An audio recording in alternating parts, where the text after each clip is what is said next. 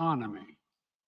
27 members of the European Union, including France, Germany, Italy, as well as the United Kingdom, Canada, Japan, Australia, New Zealand, and many others, to amplify the joint impact of our response.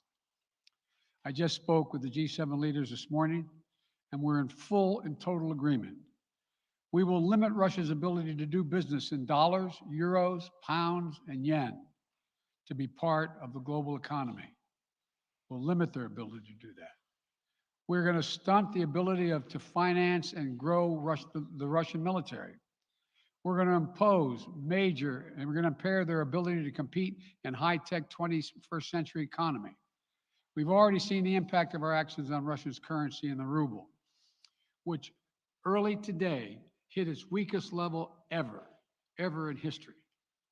The Russia stock market plunged today. The Russian government borrowing rate spiked by over 15%.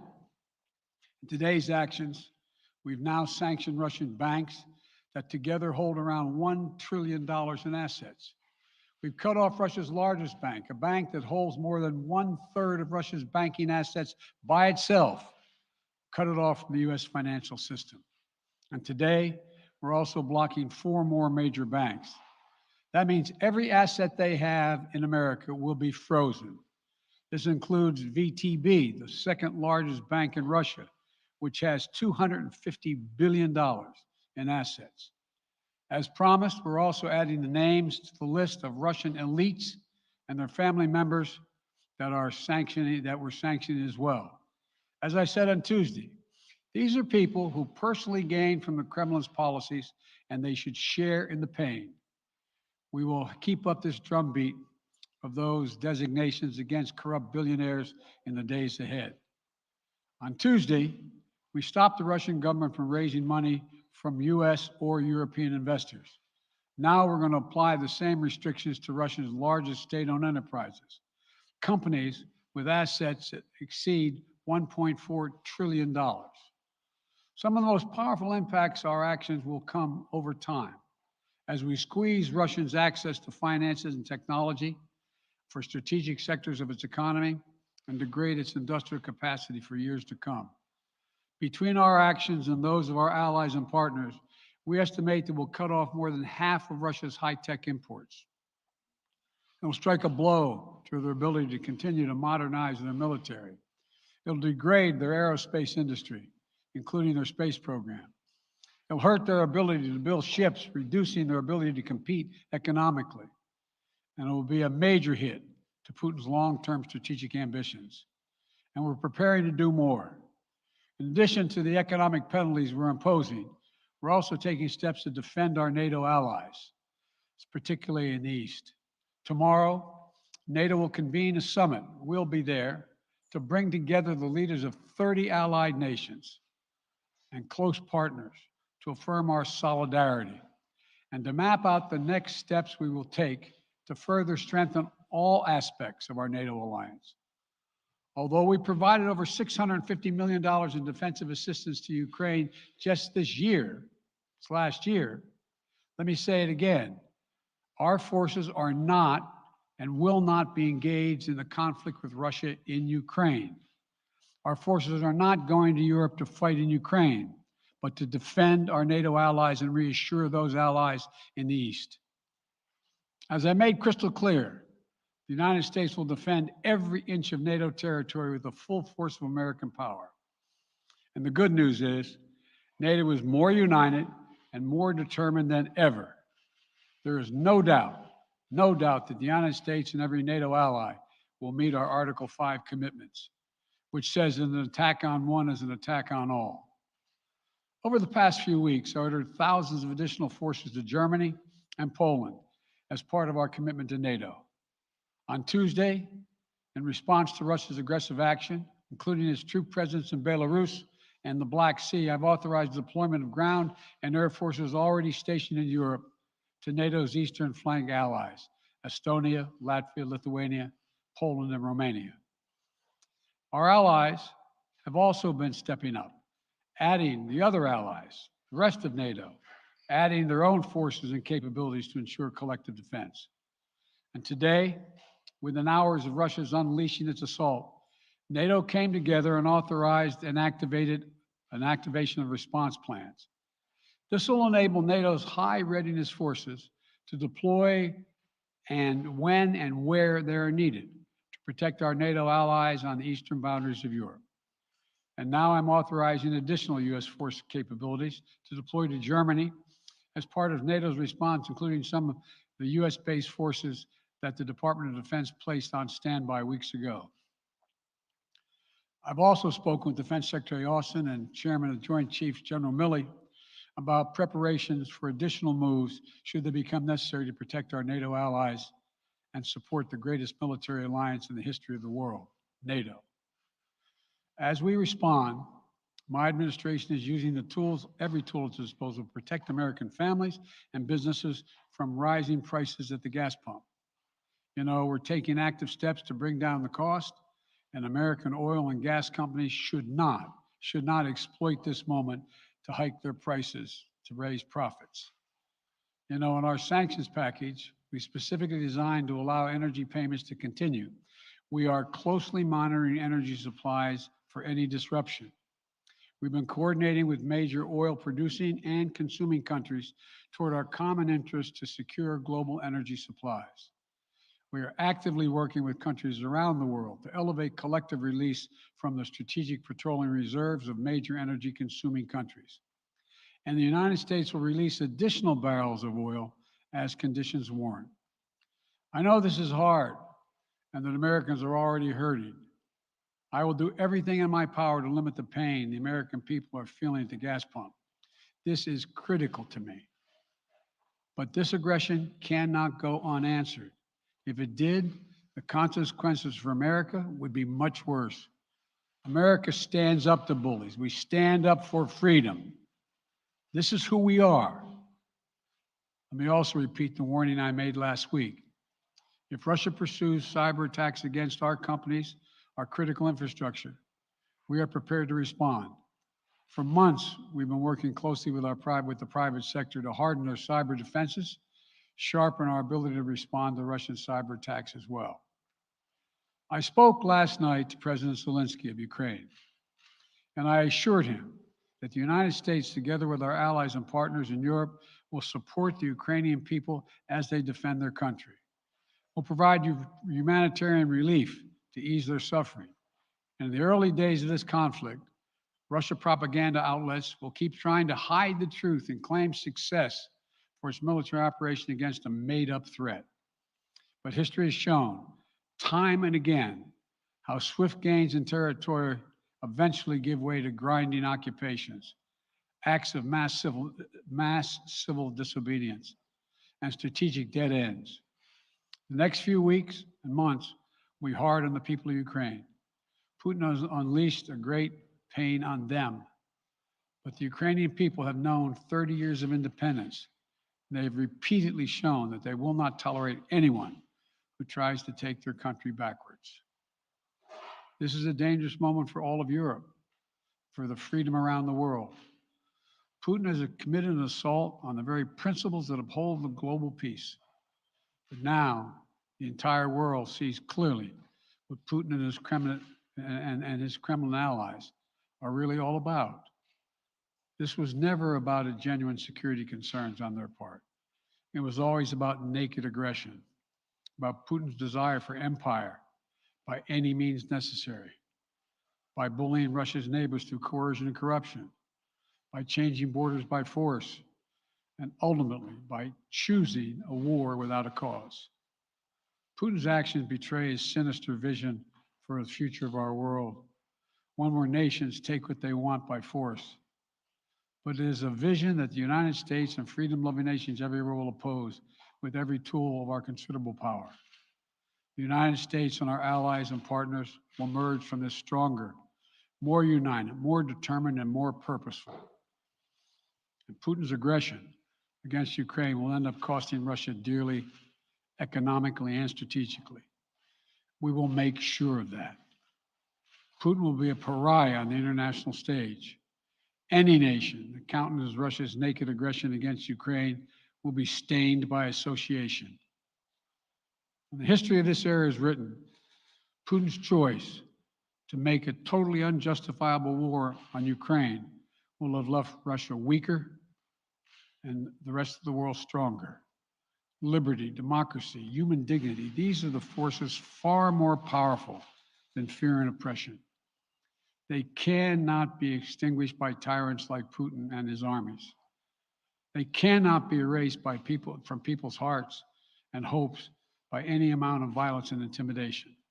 They endure. In the contest between democracy and autocracy, between sovereignty and subjugation, make no mistake, freedom will prevail. God bless the people of a free and democratic Ukraine, and may God protect our troops. Associated Press, Zeke. So do you have any plans to speak with President Putin at this point? And what interactions have you had with the Russian government? I heard the first part. Do I have any plans to speak with Putin at this point, and what? What communications have you had with the Kremlin as far as military operations in Ukraine and making sure this does not spiral into a larger conflict? Well, it's a large conflict already. The way we're going to ensure it's not going to aspire to a larger conflict is by providing all the forces needed in the Eastern European nations that are members of NATO. NATO is more united than it's ever been, and I have no plans to talk with Putin. Wall Street Journal, Tarina. Mr. President, you didn't mention SWIFT in your sanctions that you announced. Is there a reason why the U.S. Isn't doing that? Is there a disagreement among allies regarding SWIFT and whether Russia should be allowed to be a part of it? The sanctions that we proposed on all their banks have of equal consequence, maybe more consequence than SWIFT, number one. Number two, it is always an option, but right now that's not the position that the rest of Europe wishes to take. Cecilia Vega, ABC. Sir, sanctions clearly have not been enough to deter Vladimir Putin to this point. What is going to stop him? How and when does this end? And do you see him trying to go beyond Ukraine? And a second question I'll just give to you now. This statement that he gave last night the threat that he gave, the West will face consequences greater than any you have faced in history. Is he threatening a nuclear strike? I have no idea what he's threatening. I know what he has done, number one. And number two, no one expected the sanctions to prevent anything from happening. It has to show, this is going to take time, and we have to show resolve so he knows what's coming. And so the people of Russia know what he's brought on them. That's what this is all about. This is going to take time. It's not going to occur. He's going to say, oh my God, these sanctions are coming. I'm going to stand down. He's going to test the resolve of the West to see if we stay together, and we will. We will, and it will impose significant costs on him. Will he go beyond Ukraine, sir? Do you see him going beyond? Yes. Two topics, just really quick. First, markets are down and gas prices are up. I know you always stress the difference between Wall Street and Main Street, but everybody seems to be in for some economic pain. How economically painful is it going to get for people in this country? And I do have one more question. First of all, there's no doubt that when a major nuclear power attacks and invades another country, that the world is going to respond, and markets can respond all over the world. So there's no doubt about that, number one. Number two, the notion that this is going to last for a long time is highly unlikely as long as we continue to stay resolved in imposing the sanctions we're going to impose on Russia, period. What's the next question? I'm sorry. The next question is, did you underestimate Putin, and would you still describe him the way that you did in the summer as a worthy adversary? At the time, I made it clear as an adversary, and I said he was worthy. I didn't underestimate him. And I've read most of everything he's written. Did you read? I shouldn't. I'm not being a wise guy. You heard the speech he made. Almost an hour's worth of speech is why he was going into Ukraine. He has much larger ambitions in Ukraine. He wants to, in fact, reestablish the former Soviet Union. That's what this is about. And I think that his ambitions are completely contrary to the place where the rest of the world has arrived. You're confident that these devastating sanctions are going to be as devastating as Russian missiles and bullets and tanks? Yes, Russian bullets, missiles, and tanks in Ukraine. Yes, I am. Thank you, President Biden. If sanctions cannot stop President Putin, what penalty can? I didn't say sanctions couldn't stop him. You've been talking about the threat of these sanctions for several weeks now. Yes, but the threat of the sanctions and imposing the sanctions and seeing the effect of the sanctions are two different things. They're Okay, two but- different things. And he's going to begin to see the effect of the sanctions. And what will that do? How will that change his mindset here, given he's Because it attacking will so Ukraine as we weaken his speak? country that he'll have to make a very, very difficult choices of whether to continue to move toward being a second-rate power or in fact respond. You said in recent weeks that big nations cannot bluff when it comes to something like this. You recently said that the idea of personally sanctioning President Putin was on the table. Is that a step that you're prepared to take? And if It's not a not, bluff, it's on the table. sanctioning President Putin? Yes. Why not sanction him today, sir? Mr. President. Why not sanction him today, sir? Mr. President, if I can, you detailed some severe and swift new sanctions today and said the impact it will have over time. But given the full-scale invasion, given that you're not pursuing disconnecting Russia from what's called SWIFT, the international banking system, or other sanctions at your disposal, respectfully, sir, what more are you waiting for? Specifically, with the sanctions we've imposed exceed SWIFT. The sanctions we imposed exceed anything that's ever been done. The sanctions we imposed have generated 2/3 of the world joining us. They are profound sanctions. Let's have a conversation in another month or so to see if they're working. Yes. Can I ask you about Zelensky? Sir, you spoke to Vladimir Zelensky yesterday, sir. What's the risk that we are watching the beginning of another Cold War? And is there now a complete rupture in U.S. and Russian relations? There is a complete rupture right now in U.S.-Russian relations if they continue on this path that they're on. And in terms of a Cold War, that depends. You have the vast majority of the rest of the world in total opposition to what he's doing, from Asia to South America to Europe to around the world. And so it's going to be a cold day for Russia. The idea, you don't see a whole lot of people coming to his defense. And are you, if I could follow up, sir, are you urging China to help isolate Russia? Are you urging China to help isolate Russia? I'm not prepared to comment on that at the moment.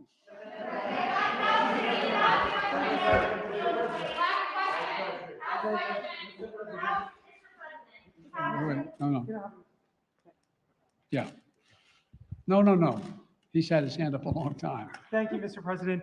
How concerned are you that Putin wants to go beyond Ukraine into other countries and the U.S. will have to get involved if he moves into NATO countries? Well, if he did move into NATO countries, he will be involved. We will be involved. The only thing that I'm convinced of is if we don't stop now, he'll be emboldened. If we don't move against him now with these significant sanctions, he will be emboldened. And- Look, well, anyway. And can you talk anything more about your conversation? Mr. President.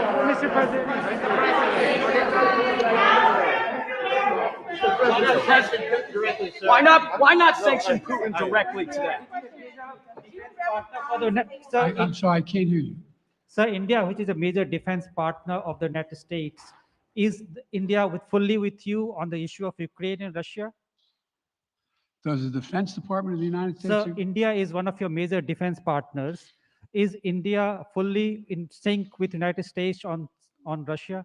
We're in consultation with India today. We haven't resolved that completely. One more question.